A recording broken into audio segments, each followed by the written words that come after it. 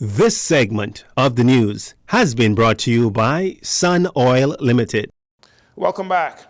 A 30-year-old disabled man of Theodore Lane was killed in a traffic accident on Tonic Williams Darling Highway and Theodore Lane, just east of JFK, early Tuesday morning. Police Press Liaison Officer Chrislyn Skippings, in confirming the traffic fatality, says the accident occurred sometime around 7 a.m. with reports indicating that a male was driving a blue Nissan Note east on Tonic Williams Darling Highway when he reportedly collided with a male who was in a wheelchair.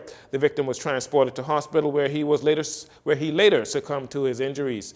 Police are still investigating that matter.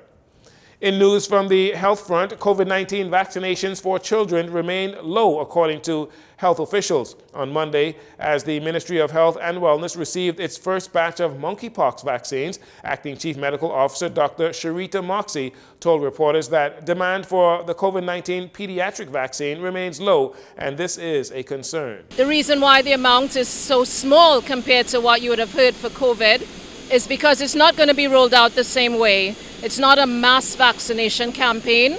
It's for persons who are suspected to have been exposed.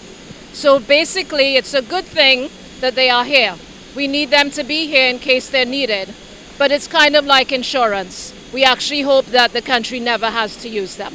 So we're delighted to have been able to assist the ministry with getting these vaccines here today for the people of the Bahamas.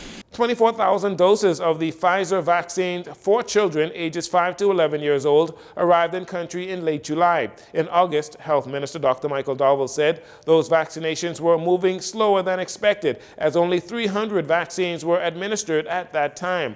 With the vaccination numbers for children remaining slow, Dr. Moxie is encouraging parents to vaccinate their children for not only COVID-19, but other well-known diseases as well. We have a strategy on how it's going to be utilized, and we would notify the media exactly how we would roll it out. We have our vaccination consultative committee, which also would play an intricate role along with our team. Some of our team is behind us, and they will be open for questions as well as to the rollout and the way forward for the implementation of our program for monkey vaccines. Well, Press Secretary in the Office of the Prime Minister, Clint Watson, has issued an apology after coming under heavy criticism for comments he made last Friday during the Office of the Prime Minister's weekly press briefing when it comes to women advocacy groups speaking out against marital rape and sexual abuse. Mr. Watson publicly condemned rights groups, particularly those that support women, throwing out the question, "Where are your voices?"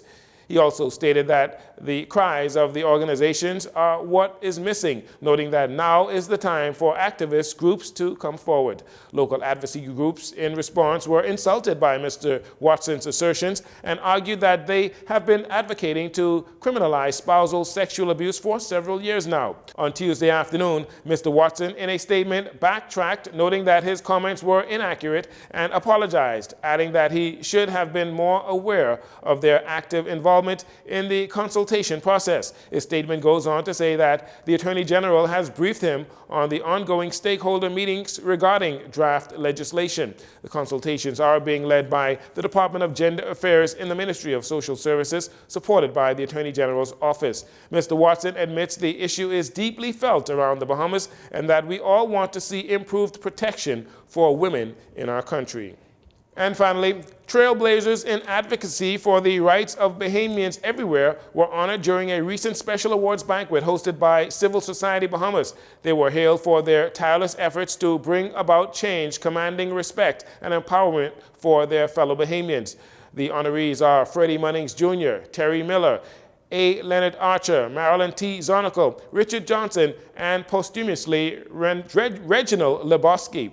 Governor General Sir Cornelius Smith noted that over many years, the civil society of the Bahamas has been effectively engaged in worthy efforts towards the advancement of social justice and equality in the Bahamas. The event was held at the BCPOU's Convention Center with diplomats and leaders from various sectors, including government, the clergy, and civil society in attendance.